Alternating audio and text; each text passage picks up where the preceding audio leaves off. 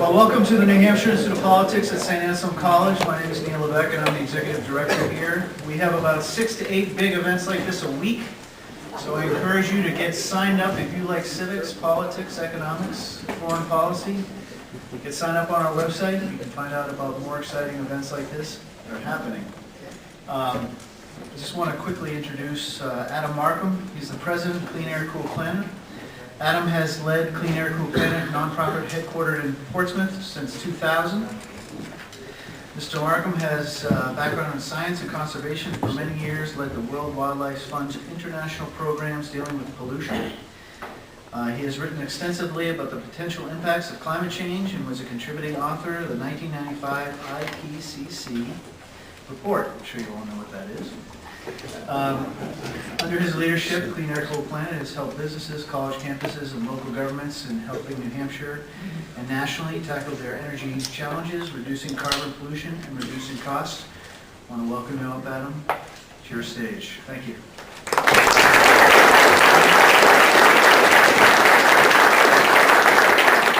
Thank you very much. It's wonderful to be here today at the Institute of Politics, and it's been fun walking around looking at all these incredible political photographs around the place.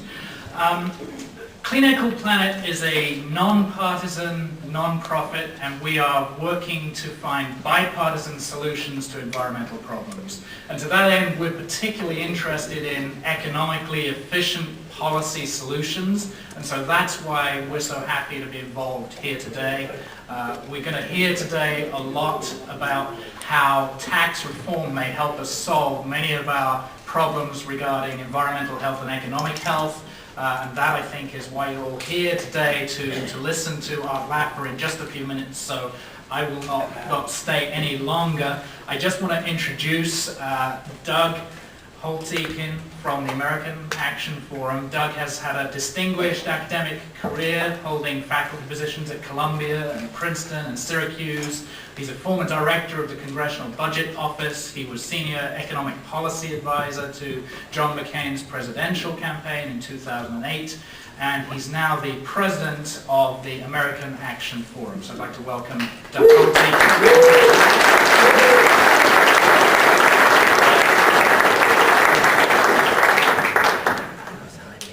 Thank you very much for the gracious introduction. I want to thank Neil and the Institute of Politics for co-sponsoring this event.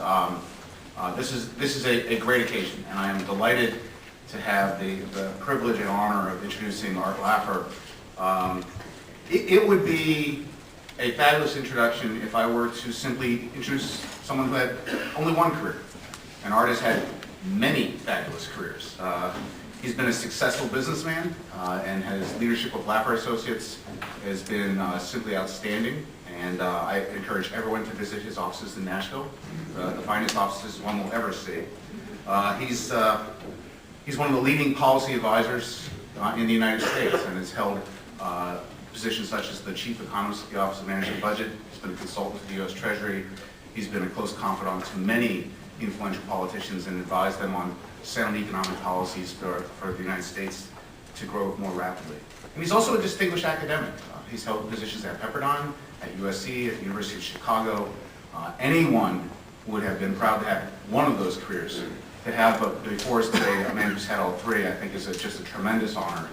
But the biggest reason I think I'm pleased to have him here is that in addition to those things, he is a wise counselor, he's an outstanding family man, and he is a very good friend. And welcome to the stage, Art Laffer.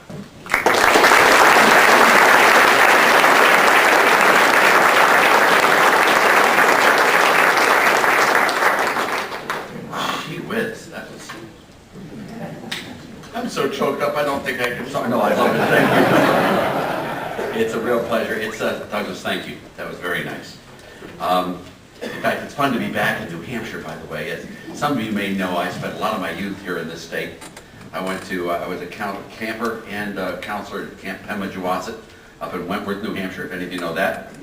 And we used to do the Holderness tournaments and tennis and all that stuff, so I had a lot of my youth here, and of course I've spent a little bit of time since then here in 1980 with a candidate, what was his name? He grabbed the microphone and said, I paid for the damn thing. With a real president. And of course I was here in 1988 after the request of the president. he asked me to support George Bush, which I did, and I traveled this state with John Sununu for 3 days. We went everywhere, and I spent a lot of time with Mrs. Loeb. If any of you remember her, of the Manchester Union leader, wonderful people. I was with Bill and Mrs. Loeb in 1980, great people. And it's just fun being back here, and just great, and thank you for having me. I remember one little story that really stuck in my mind about New Hampshire. And you know, if you go up by White River Junction, and then you go across into New Hampshire, you know, over the river into there, I remember this scene.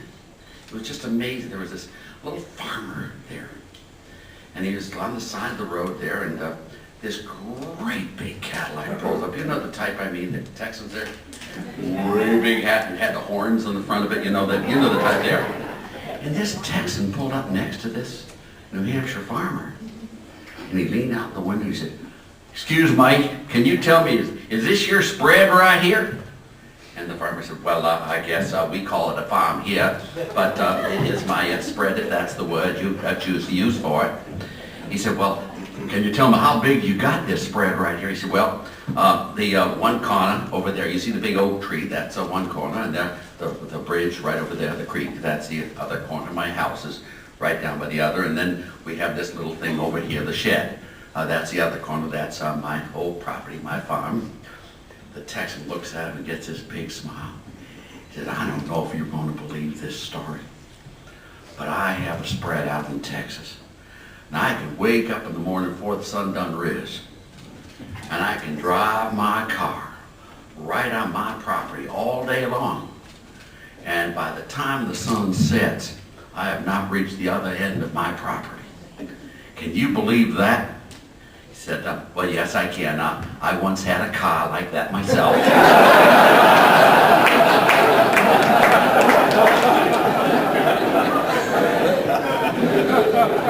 I love you people. You just really are the salt of the earth. And thank you very much for letting me be here with you. It brings back all sorts of memories. And one of the gentlemen over here had worked with my father closely, and just I was about to cry telling me stories about my dad. And my dad was my best friend. And let me, if I can today, and I want to reiterate what you said earlier. This is very political, what we're going to talk about, but it's not partisan. It's not left-wing, it's not right-wing, it's not liberal, it's not conservative. It's economics, people. And I want to make sure we all understand that it's not about personalities. And I know a lot of the campaign stuff has gotten into personalities. And just to start off, I want to just tell you that, in my view, I am a huge fan, and I mean this very sincerely, of the President of the United States. I mean, this man is an enormous success story. Black African father, white American mother. If that's not the essence of what we in America are as the melting pot of this world, I don't know what is. He was raised by his mom and his grandmother in a warm, nurturing, supportive environment. Little Barry or little Barack, whatever it was, succeeded everywhere when he was #1, always really an accomplished young kid. He was so good that he got into Occidental College from Hawaii. Now that's where my dear friend Jack Kemp went to college, if any of you remember Jack. That's where he went. Barack did so well at Occidental that at the end of his sophomore year he transferred to Columbia. He did so well at Columbia that he got into Harvard Law School. He did so well at Harvard Law School that he was named editor of Harvard Law Review. Let me assure you, you don't get that by affirmative action. You got to earn that. After Harvard Law School, he got an appointment at the University of Chicago, where I taught most of my life. And I want to assure you that only the very best and the very brightest ever get faculty appointments at the University of Chicago. Thank you, thank you. He is an incredible, he's President of the United States. They don't get more successful in politics than that. His wife, Michelle's gorgeous. They've got 2 kids. Did any of you see the Christmas card last year with the Obamas and the 2 children there? If you looked at that, you got cavities. It was so sweet. It's just incredible. This man is an enormously accomplished, wonderful person. If you went to Central Casting and asked for an American hero, he would be in the top 5. There's nothing wrong with Barack Obama personally. It's just that he's wrong on every single issue he deals with. And being wrong is not a character flaw, it's being wrong. And these issues are matters of economics, not a matter of personality cults or anything else. I want to go through a couple of them with you on what's going on. The political thing today, one of them is the role of deficit finance stimulus spending. You all know this. And it's, by the way, bipartisan. You saw it done under W. You remember Paulson with the $700 billion TARP, and then you remember Larry Summers, $600 per capita one, and then we did AIG, then we nationalized Fannie Mae and Freddie Mac, we had the add-ons to the housing bill, the agricultural bill in 2007, then we had the $862 billion under Barack Obama's stimulus plan. You remember all that, and then we've had, I don't know if any of you have noticed, we've had a couple of deficits since then. Just small ones, not big. But if you look at this stimulus spending is huge. It's been in the order of $3.75 trillion. And if you compare that to total federal taxes in a year of $2.4 trillion, it's big stuff. Now, these other people think that stimulus spending creates jobs. And it doesn't. Stimulus spending not only doesn't create jobs, it destroys jobs. They think that this spending really does a thing, and I'm not going to go through it with you carefully, but it's true that the transfer recipients who get the money, they do spend more. But the people from whom you take the money, they spend less. There is no stimulus. But what also happens is the people who are given the money are disincentivized from working. And the people from whom you take the money are also disincentivized. And let me see if I can just make this very clear quickly. If it's good economics, it works just as well in a two-person world as it does in a 315 million person world. The only thing is, in a two-person world, you can understand it. When it's a 315 million person world and Chinese capital flows, credit default swaps, multipliers, velocity, you can't keep your T accounts going. You can't keep track. So let me, if I can, give you an example. Let's imagine we have a two-person world, and you'll see exactly what I mean. Let's imagine just a two-person world, Farmer A and Farmer B, okay? Nothing else, that's it. That's the whole world, nothing outside. Just Farmer A and Farmer B. If Farmer B gets unemployment benefits, who do you think pays for them? Am I going way over your heads on this one, people? Government spending is taxation, period. My colleague Milton Friedman, year in, year out, said government doesn't create resources, it redistributes resources. And you can't give to people. If you tax people who work, and you pay people who don't work, do I need to say the next sentence to you? The reason we have the worst single recovery since the Great Depression is because of all the stimulus spending that has been done, not in spite of the stimulus spending. That is key issue on the ballot. Another key issue is obviously Obamacare. And Obamacare, to me, is not a problem with deficits and all that. Obamacare distorts incentives. That's what it really does. And I was on this debate in New York against Laura Tyson and Nuri Robini, if you've ever seen them. Woohoo! And my partner was Phil Graham. And Phil Graham put it this way. I love this.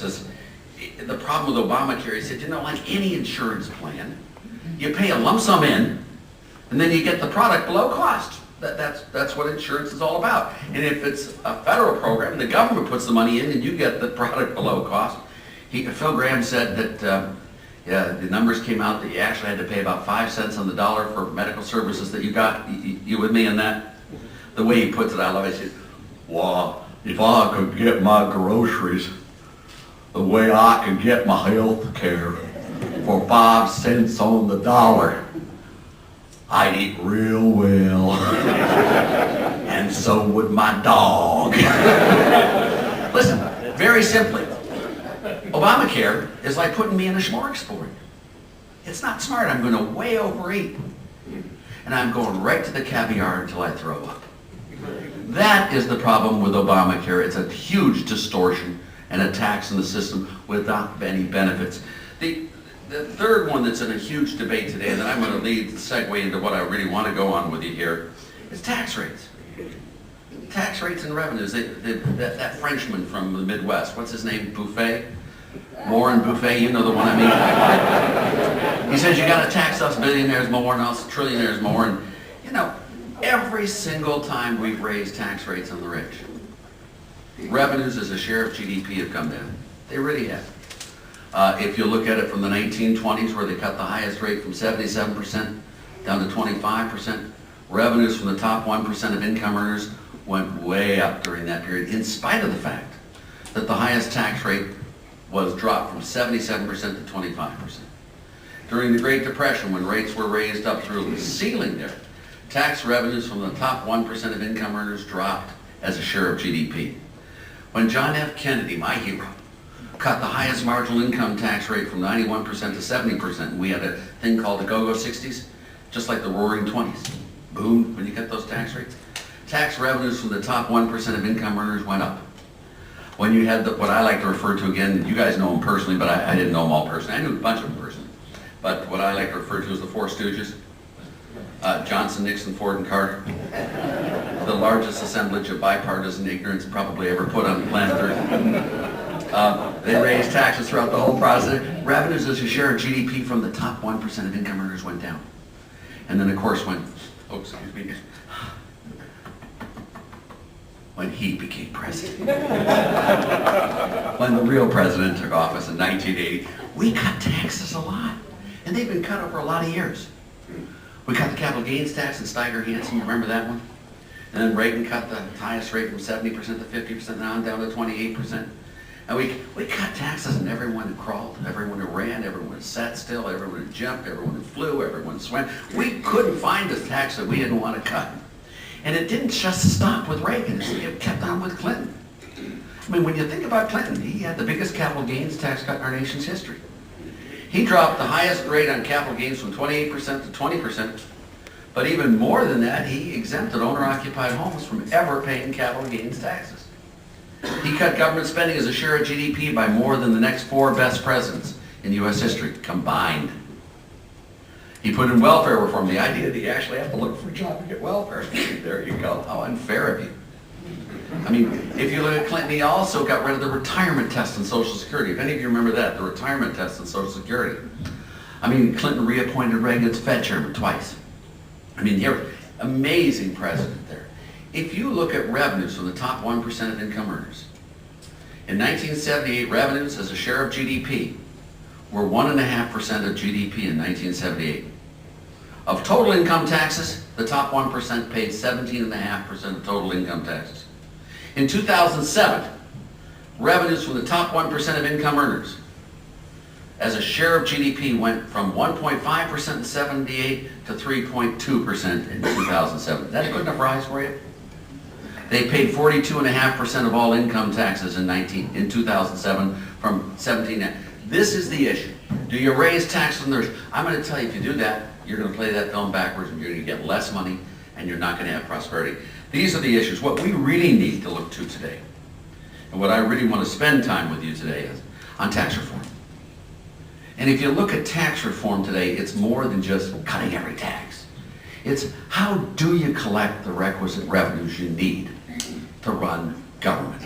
That's really what you want to know. The theory underlying taxes here, it dates back to Henry George, who was an economist in California in the 19th century. And what you really want to do on taxes, and I think you'll see this fairly intuitively, is you want to tax those things the most that can escape the least. And those things the least that can escape the most. If you tax something and it leaves for whatever reason, you don't do anyone any good. You don't collect any money and the people leave and you lose all their productive resources. So what you want to do is tax those the most that can escape the least and those the least that can escape the most. Now, normally in tax issues, it's really hard to really figure out what can and what cannot escape because there's so many ways of escaping. What happens is this devolves into a very simple thing of the most optimal tax, if you don't know all the elasticities, is a low-rate flat tax.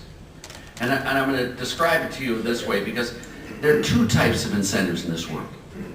There are positive incentives and there are negative incentives. By way of illustration, if you beat a dog, you know where the dog won't be, but you have no idea where the dog will be. The dog's going to take off, but you don't know what direction.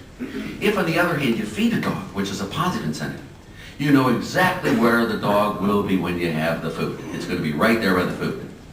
Positive incentives tell you what to do, and negative incentives tell you what not to do. Don't put your hand on the hot stove. The stove doesn't care where your hand is as long as it's not on it, because it'll burn All right? If you look at taxes, taxes are negative incentives. They tell people what not to do. Do not report taxable income. They don't tell you how not to report the taxable income. You can use evasion, avoidance, underground economy, move into another location. I moved from California to Nashville, Tennessee because there's no income tax in Tennessee. I paid for my house in my first year's tax savings. I thought of the beach in Southern California. I looked at my house. It's not worth the trade. I like the house. I'll keep it. I mean, it's just amazing. They can change the location, they can change the timing of their income, they can change the volume of their income, they can change the composition of their income. Our wonderful friend, Warren Buffett. If you looked at his balance sheet today, you know, he does all this stuff, you should raise tax rates. What a hypocrite. If you look at his balance sheet, he's got $57 billion, at least according to Forbes, in wealth, which is all in a form called unrealized capital gains on Berkshire Hathaway stock. Do any of you know what the tax rate is on unrealized capital gains? It's 0. Did he recommend removing that and taxing unrealized capital gains? Not! And how about his gift of $1.6 billion to the Bill and Melinda Gates Foundation? What's the tax on that one? Oh, 0 again! I mean, don't you wish you had enough money to be able to give away $1.6 billion this year? Wouldn't it be fun? You know, he didn't recommend any of those. What he recommended was he raise his tax on everyone else. If you look at this, and I'm using your definition of income, Douglas, when you were head of the CBO, I stole it right out of your testimony. If you use the Simon definition of income, it's the increase in your wealth plus the amount you spend and give away. Warren Buffett in 2010 had an income of $11.6 billion, not the $40 million he claims as taxable income. He paid taxes of $7 million that year. That's 0.06% of his income. And then he recommends that you go after the billionaires there by raising tax rates. The only way the poor can ever become wealthy is by earning income. The income tax is not a wealth tax, and it doesn't hit the richies. The income tax hits people who want to be rich, who are trying to earn it. And if you make the tax codes hard enough, no one will ever be able to become prosperous in this society. We've got to reform the tax codes to make it sure that people can become prosperous. The dream in America has never been to make the rich poor. The dream in America has always been to make the poor rich. Or if I can do Jack Kennedy's quote here, which I loved, the best form of welfare is still a good, high-paying job. You know, you can't become prosperous on handouts. Honest people, you know, have you ever heard of a poor person spending or taxing himself into prosperity? It's stupid. I mean, it's just plain ignorant. And that's where these policies go. What we need to do on the tax codes, my view, is I did the tax code, if any of you remember, for Jerry Brown when he ran for president in the Democratic primary in 1992. Jerry Brown proposed getting rid of all federal taxes, all of them. Personal income tax, corporate tax, payroll taxes, both employer and employee, Medicare, Medicaid taxes, capital gains tax, estate tax, getting rid of the excise taxes, of the tariffs, getting rid of all of those taxes. Totally. Well, with one exception, which I'll come back to in a second, but the one exception are sin taxes. These are taxes that are put in place not so much to raise revenues as they are to change people's behavior. I guess, you know, there's federal fines, speeding tickets, that type of stuff, you know. I guess here in America, we Americans don't like drunk people smoking while we shoot each other. No. Alcohol, tobacco, and firearms, I just thought I'd put it in together, just have a little fun with you. But what Jerry Brown did, and he proposed then 2 flat rate taxes. One a flat rate tax on business net sales, value added, and one a flat rate tax on personal unadjusted gross income with very few deductions. If you had those 2 taxes, static revenue neutral at full employment, you could collect the requisite amount of revenues to have a static revenue neutral tax with a tax rate below 12%. No deductions, exemptions, exclusions. Can you imagine what this economy would look like if we had 2 flat rate taxes, one on business net sales and one on personal unadjusted gross income at 12%? I mean, you wouldn't even have to file a tax return. Your company owes you $100. They send $12 in and give you $88. You wouldn't even have to file it. I don't know if any of you saw my piece I did in the Wall Street Journal on the additional costs of paying your income taxes, of filing, lawyers, accountants, H&R Block, the IRS, all that stuff. For every dollar in taxes you pay, in income taxes, you also pay out of pocket 30 cents in addition. That's an outrageous tax code that collects $1.30 from you to give $1 to the government. It makes no sense at all in that process. You know, if you did this tax code, you could really create a political, and some of the taxes we're eliminating are really wonderful taxes to eliminate. I mean, the one that just is vulgar to me is the estate tax. I mean, it's so vulgar. I mean, here you are, you can earn your income and pay your taxes fair and square. You can take that money to Las Vegas, and you can carouse, you can gamble, you can drink, and you can smoke. And as far as my federal government's concerned, that's your money. God bless you, go have a good time. But if you take that same money, you rat, and give it to your kids, we'll nail you for that. I mean, it is really totally immoral, totally wrong, and it doesn't collect any revenues, but it causes huge damage in society. The corporate tax. I mean, imagine you get a great corporation, makes a phenomenal product that everyone wants, and it cherishes our precious natural resources, and it makes that product very efficiently at a very low cost. And it also wants to play the game fair and square, so it doesn't hire any lawyers or any consultants or any lobbyists or any of that stuff. It just pays its taxes. Okay, makes a great product and costs little and doesn't do anything to protect its income, and it'll pay. We'll just tax the bejabbers out of that company. Now take the next company, which has a lousy product no one wants, makes it really inefficiently with a lot of expenses, hire lots of lawyers and lobbyists. We'll subsidize the living heck out of that one. Solyndra comes to mind right away. You know, it is absolutely immoral. With these two flat rate taxes, we could have the economy going. The sin tax is one which is part of the reason for being here today. Is there are ways of taking care of social issues if you want to make decisions. You know, there are people who worry about tobacco, alcohol, firearms, speeding, all these are all sin taxes. You know, this flat tax proposal, way of dealing with it, really has a very easy way of dealing with it. I use this with regard to global warming. I don't know whether global warming exists or not. I'm not a climatologist. I don't even know what one is or if I've ever met one. You know, they used to tell me about water shortages in California. And when I hear the news that there was a water shortage in California, I'd go to my faucet, turn it on, came out. It was all right as far as I was concerned. But when you look at this, what you can do in this, if you want to change the value of carbon emissions into the environment, you can put on a carbon tax. But the reason we all dislike a carbon tax as a standalone is a carbon tax is a tax increase, and it will destroy the economy. If you take that carbon tax and use it as an offset and cut tax rates on everything else on the flat tax, you will offset all the negative damage done to the overall economy. I don't know whether we have a global warming problem or not, I really don't. But if you do decide you think we do have one, I do know how to make it efficient. And I do know how to make the tax codes work such that it does the least possible damage and maybe even a little good in the overall system on a carbon tax. But when you look at this, and I want to push you here, this, I did this with Al Gore, as some of you may know Al Gore. I worked on this with Al Gore because, you know, he is absolutely convinced beyond belief, and he really is honestly convinced that there is global warming and it's all done by man and it's carbon burning. And my worry was the damage it does to the economy. And what we did was we did a paper together, where he put on the carbon tax and then we got rid of the income tax in its exchange. In that type of situation, you'll do very little economic damage. In fact, you might even do some good in today's things. But the reason you want the flat tax and tax reform is to allow this type of policy to be put in where it doesn't cause enormous harm. And that should be a requirement like a balanced budget amendment. I mean, you should make sure that any additional tax you've got a static revenue, do it and offset it. When you look at some of these issues, and again, I want to stress, it's not partisan.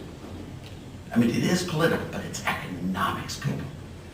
And if you don't think partisanship can exist, and in this day and age, it sure as heck doesn't look like it could. But I don't know if any of you remember, I don't think any of you are old enough to remember back in Jimmy Carter's day. You know, things were really hostile back then, too. We had a guy named Tip O'Neill. He was just little, I remember Reagan's comment about him as Tip O'Neill's like the budget deficit. Big, fat, and out of control. Reagan did it with a smile, you know. But Jim Wright, do you remember Jim Wright? Do you remember Dan Rostenkowski? All of these wonderful people. It was really hostile back then. Reagan, when we took office, Reagan's command was, well, two commands. And if any of you want to see this, I did a little booklet posthumously with the president. They found it in the Reagan Library. It was called the Reagan Initial Actions Plan, which they asked me to do the introduction, so it was really sort of fun, like Natalie Cole just sort of did that duet with her father. It was just, I was in tears to be able to do this, and it was lovely. But if you look at, Reagan demanded that we write all the legislation. We don't put it in the House or the Senate to write it, because they're by their very nature partisan. We wrote our tax bills, not the legislature. Not only that, but he said we have to have each tax bill co-sponsored by a Democrat and a Republican, period. No choice. That's it. The first one we had, you may remember, we had a spending bill in 1981. We got a good friend of mine who's also an economist, a PhD economist, professor, co-sponsored a Democrat. He was on the Senate House budget from Texas, a guy named Phil Graham, one of my dear friends. It was Graham Lotta was our spending bill, if you remember that one.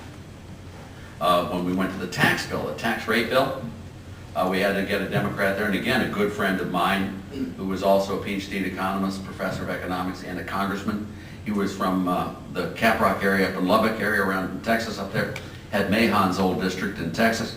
He was on House Ways and Means Committee. A guy named Kent Hance. The bill was Hance-Conover. Conover was the Republican, Hance was the Democrat. Those were our two bills. Let me tell you, Phil Graham got harassed so much that he had to drop out of the Democratic Party and run for re-election as a Republican and was elected. Kent Hance was thrown off Ways and Means by Dan Rostenkowski, his punishment for co-sponsoring Reagan's bill. But let me take you what happened, just to go back in time. The tax cut bill, this is a 25% cut in tax rates across the board. It passed the Senate in August of 1981. Do any of you remember the vote? 89 to 11. 35 of the 45 Democrats voted with us. 10 of the Democrats voted against us. And one Republican voted against us. I still believe it was Lincoln Chafee from Rhode Island. I swear to God it was. But he doesn't believe in Christmas anymore, I guess. Just having fun with you. But now let me take you to the real one. You want to know, that's bipartisan. That's what we did. That's what's going to happen again. Now let me take you to the real one, the 86 Tax Act. Whew. Boy, did the rich get a break on this one. They cut the highest tax rate on the rich, the highest marginal income tax rate, from 50% to 28%. Is that a good enough tax cut for you on the rich? Not only did we cut the tax rates on the rich, we raised the tax rates on the low incomes. I don't know if you're aware of this, but Reagan raised the lowest rate from 11% to 15%. So it cut tax rates on the rich and raised tax rates on the lowest income earners. Now it got rid of a lot of deductions, exemptions, exclusions, and loopholes in there, so it was revenue neutral.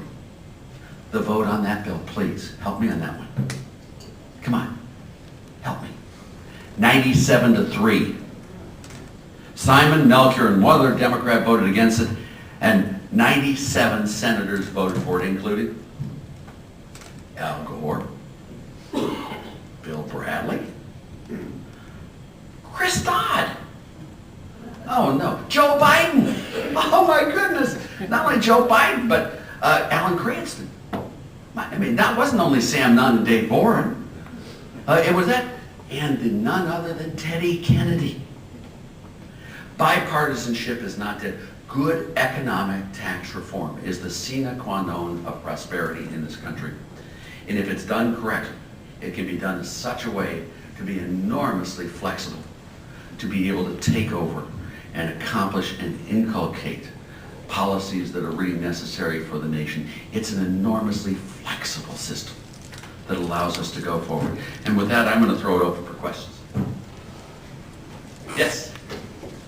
There's an awful lot of talk currently about the gap between the very rich and very poor. About the what? The gap between the very rich and very poor. Yes. I'd like to know your view on that, whether there really is that gap. Also, if it is a gap, and it potentially harms the country, what type of tax adjustments might be made to keep the gap from growing or to shrinking? Yeah, I do believe the gap is very, very large, and I do believe the gap has grown, especially on standard income forms, although rich people have dropped a lot in their wealth in the last 4 or 5 years, which has really hit upper income groups a lot, but there's a huge gap here. My view is you don't get that gap by having everyone unemployed and poor. The dream in America has never been to make the rich poorer. The dream has always been to make the poor richer, and frankly, there is no alternative to economic growth. None. And you can't become prosperous on handouts. And this administration is trying to get people to be prosperous on handouts. It's, poverty is terrible. And if you look at the poor, I mean, look, the minorities, those people without a high school education, have you seen what's happened to them in the last 4 or 5 years? It's terrifying. If you've seen what's happened to black Americans, it's unconscionable what's going on there. The poorest performance ever. Teenagers. Teenagers, if you look at the teenagers, black teenage unemployment's the highest it's ever been. Summer jobs are at the lowest they've ever been. These kids, they'll never be brought back into the mainstream. Let's take an inner city kid. He can't get a job at the minimum wage. He's not worth it. After being unemployed for a year or two, the kid becomes unemployable. After being unemployable for a year or two, for some reason, I don't know why, the kid becomes hostile.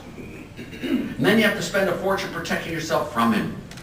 We are losing huge segments of our society day in, day out on those that are the most vulnerable in our society. That's where our gap is. And the problem is they're trying to solve it by stimulus spending and by doing everything that's wrong in this country. Printing way too much money, spending way too much money, trying to tax people who shouldn't be taxed or you can't love jobs and hate job creators. You just can't do that. It's wrong. And what you've got to do is get the regulations down, get rid of Obamacare, get rid of Dodd-Frank, make Sarbanes-Oxley applicable to only countries that have, companies that have a billion or 2 billion market cap so it doesn't kill all startup companies. And you got to have free trade. There are some things we Americans make better than foreigners. And there's some things foreigners make better than we do. We and they would be foolish in the extreme if we didn't sell them those things we make better than they do in exchange for those things they make better than we do.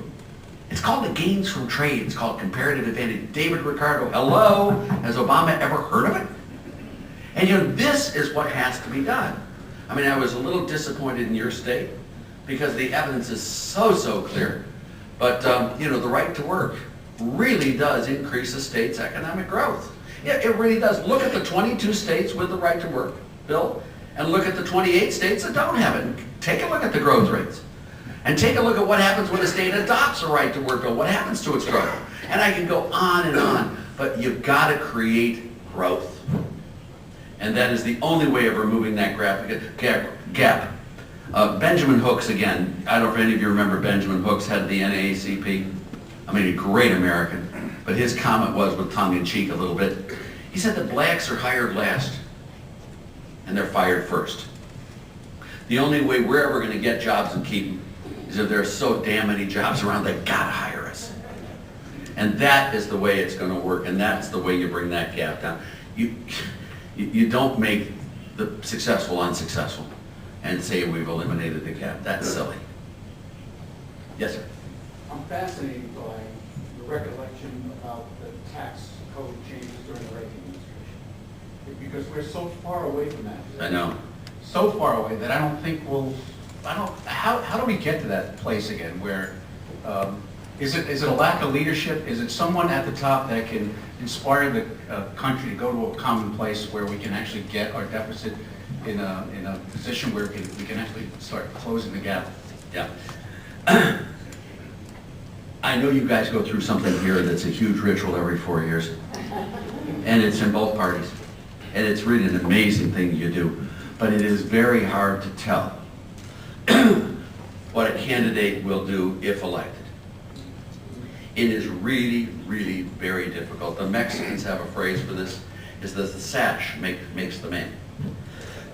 My president, the real, would you forgive me for saying that, Ron? I've been working with him all my life, and the reason I worked with the real president for so long was not because he picked me out of a line of economists and said, I like the little short fat one over there. My godfather was his best friend, and so I've been social with the Reagans forever and ever and ever, and I go back with him and all of that stuff, and that's why I was so blessed to have a long, good role with him. But I want to tell you that people can change. And what you see now in these candidates, greatness can come out of someone you really think is a nobody. As governor of California, can anyone tell me what Reagan did as governor of California? Well, I'll tell you what he did. Ronald Reagan raised the highest corporate income tax rate from 9% to 11%, his own legislation. Ronald Reagan raised the highest personal income tax rate from 9.3% to 11.2%. What's your income tax rate here? I forget. 11.2%, can you imagine? And by the way, the higher rates in the federal level were higher then too. So I mean, it was deadly. He raised the capital gains tax rate from 9.3 to 11.2%. Ronald Reagan, these are all his own legislation, not someone else's.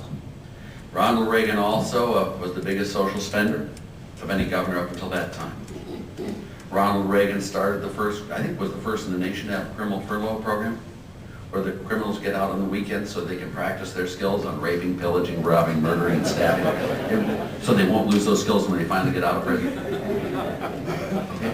Ronald Reagan chaired the Equal Rights Amendment. Are all of you aware of that? Did you know that? Did you know that Ronald Reagan, through his own legislation, eliminated all the anti-abortion statutes in the state of California? He was the pro-choice governor of the nation. That was Ronald Reagan. Now, I used to tease him about this, and seriously, I did. I didn't tease him too far, but I said, you know, sir, as governor, he said, I know, Art, I know I wasn't any good as governor. I didn't do a very good job, now did I? I said, sir, those are your words, not mine. He said, no, I didn't, but at least I'm not better than those other damn governors. At least I learned from my mistakes. They don't. But the truth, who would believe that man could become the greatest president of the last century? And he was. Take a look at Jack Kennedy. I mean, what type of congressman was he? What type of senator was he? You know what he was. He and his daddy. And who would have guessed that little rich playboy would become such a great American president? But he was. All I'm asking you is look carefully and don't ever knock anyone out because they don't currently match Reagan or Kennedy's stature. Reagan and Kennedy, before they were elected, were not Reagan and Kennedy. And I used to tease the real president. You don't mind me telling a couple of these stories to you? I used to tease the real president that it was my professional assessment as a professor and as an academic, as an economist, my professional assessment that my comment to him was, you, sir, are a certifiable genius as far as I'm concerned. Now, I know I have a hard time believing this, sir, but some of my colleagues at the university, they don't really concur in my assessment, sir, of your intellectual acumen. In fact, some of my colleagues actually don't think you're very bright at all. But the one thing my colleagues and I do agree upon is that your one unique characteristic is your uncanny ability to select your four predecessors. Anyone following the heels of Johnson, Nixon, Ford, and Carter just can't look bad. And I will tell you very honestly today, and I was with him, in '76, if Reagan had been elected, you would have seen a very different Ronald Reagan than you actually saw. You really would have seen a different Ronald Reagan. You really would. It did take Jimmy Carter to create Ronald Reagan.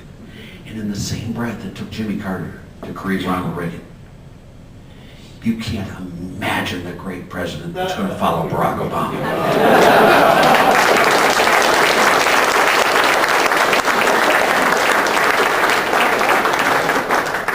Another question? Yes, sir. 2, 1 short. I'm short. That's not funny. It's a little off topic, but just a brief thought on Glass-Steagall, and then your thoughts on the fair tax. I'm going to skip the Glass-Steagall one if you forgive me. That's fine. Fair tax is much better than our current tax code. I like the one I described to you a little bit better because it's mine. But the fair tax is a good tax. It's a, it'd be great. It'd be so much better than the current tax code we have. I want to go there. Yes, sir. Yes, I was riding towards Boston a few weeks ago, and there was a financial planner on the radio that has a show every week, and he said, I just have to talk about this, but the economy, when you have a private sector job, it's an asset. When you have a government job, it's a liability. Don't let me hear that. When you have a government sector job, it's a liability. When you have a private sector job, it's an asset.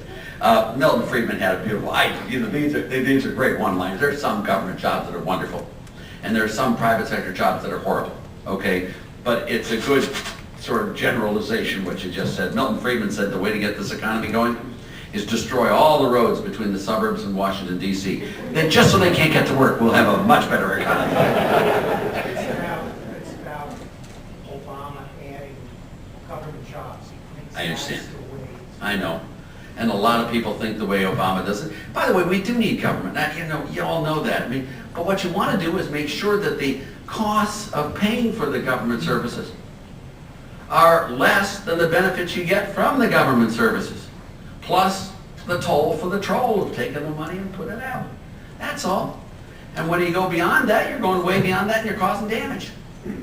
And that's why I told you about stimulus spending. Stimulus spending is a tax, and it has made this economy the second worst economy in U.S. history.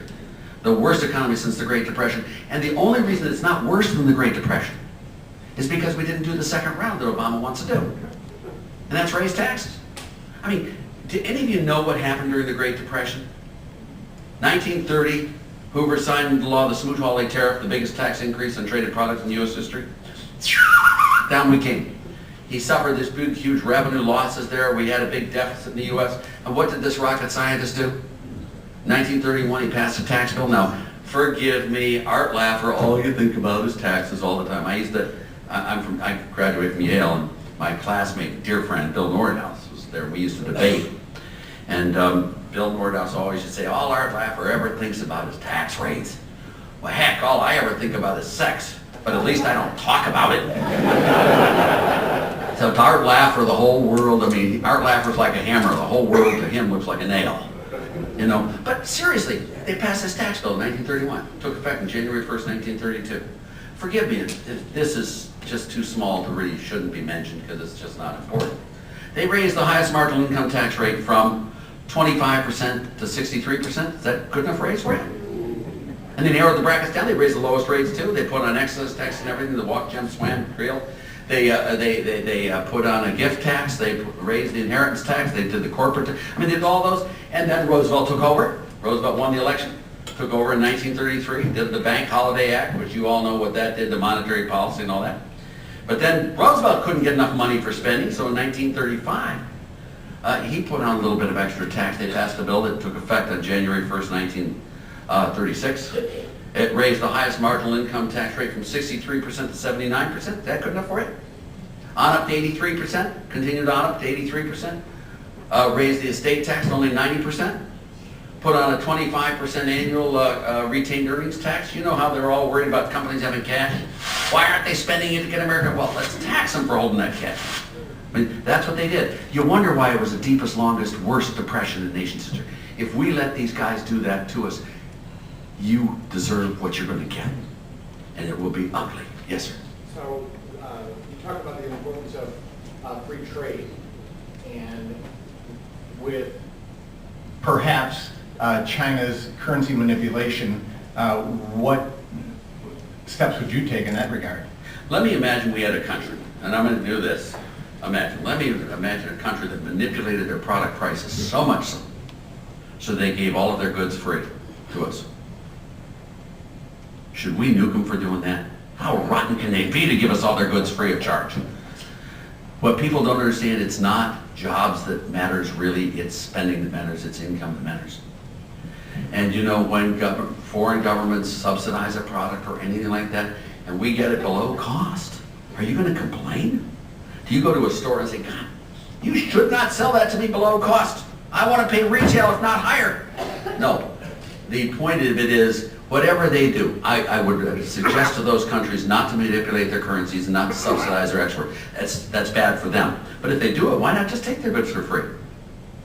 If Japan gave all of their cars for free, no charge, America, we love you so much, should we nuke them for doing that? So you're saying that they can't continue it forever? They won't, but even if they do, we'll still get it. The goods for free forever. It makes no sense for Minnesota to look for banana independence. So they have greenhouses in the frozen tundra there, and so they won't have to trade with Costa Rica.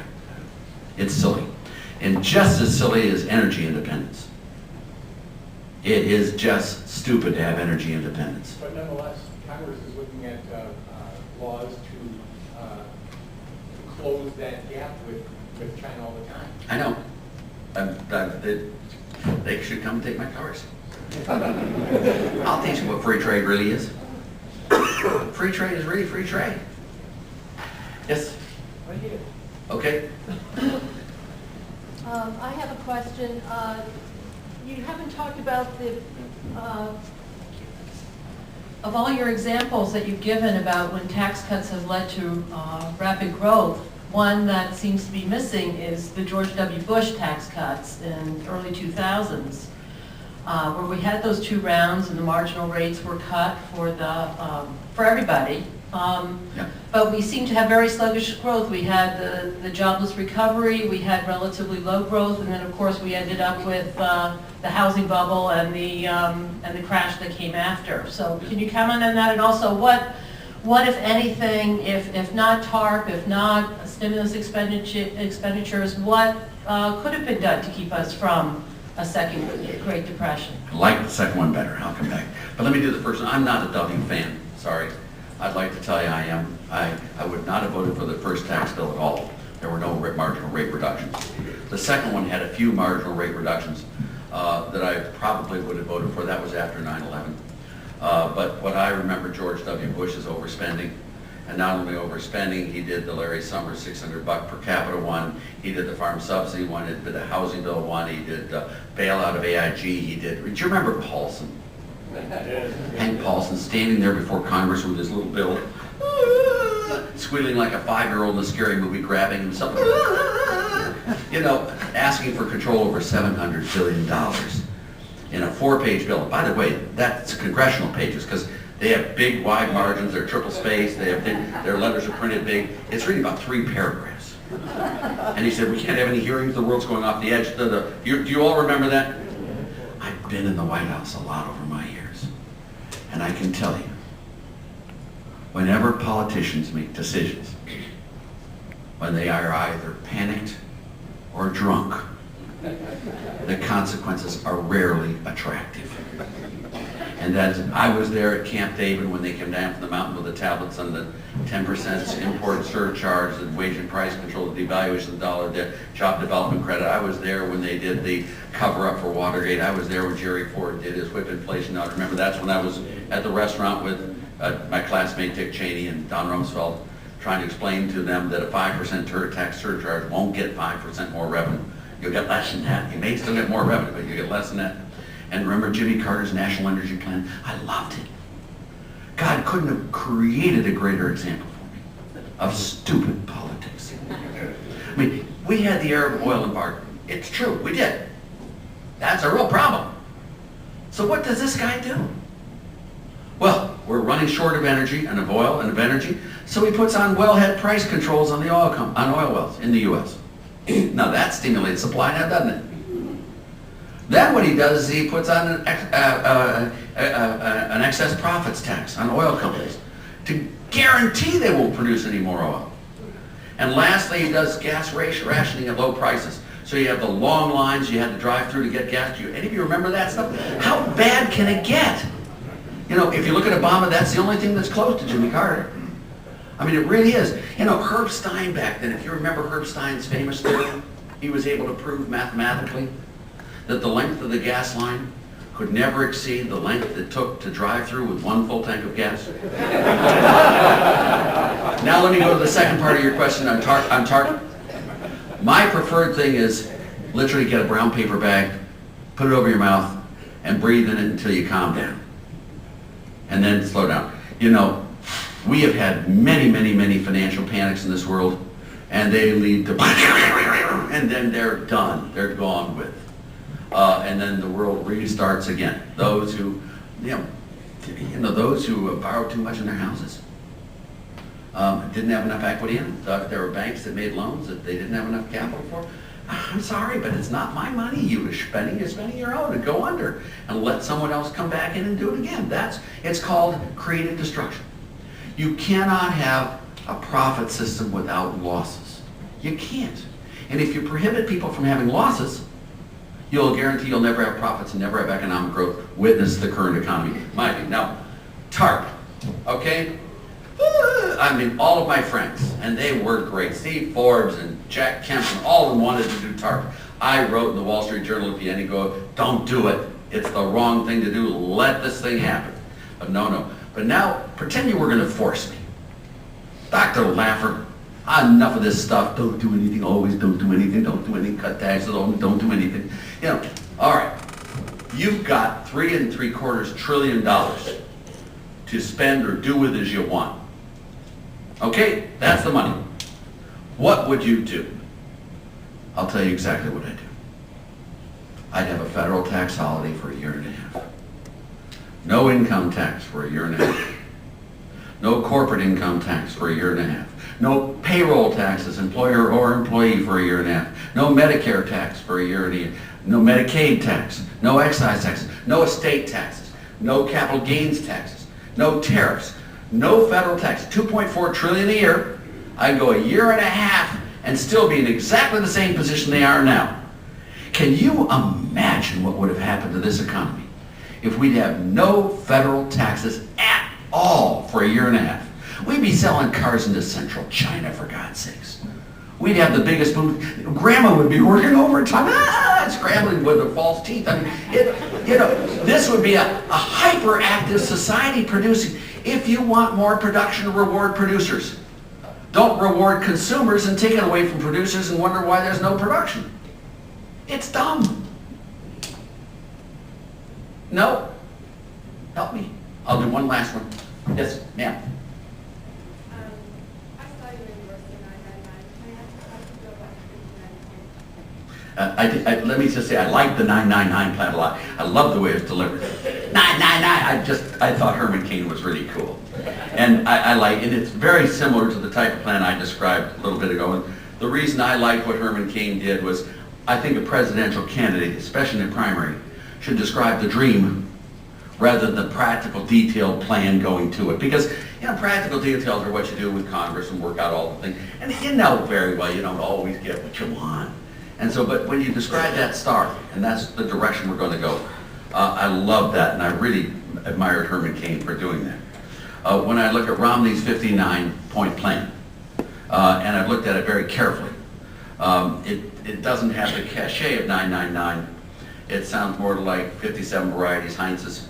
You remember, it's sort of there, Baskin Robbins. But if you take a look at the 59-point plan, I mean, just randomly take a poll, they're pretty damn good. Now, each one of those on its own is a pretty reasonable suggestion. I mean, I was fairly impressed with going through it. When I look at the candidates and I look at Romney, if he does go along with his 59-point plan, if that's literally what he does put into place, I think it would work very well for this country. It doesn't have the fun flavor that the 999 had, but it's a very well thought out, well delivered plan. And again, I ask you just to go through and read them in isolation. Don't go through them really quickly. And each one, I think you really will like. Thank you very much.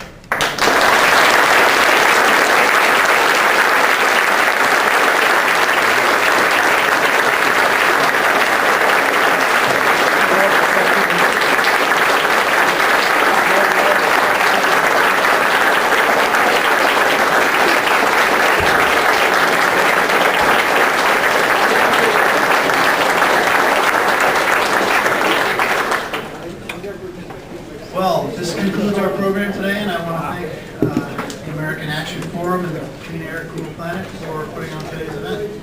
Thank you all very much for coming. Thank you.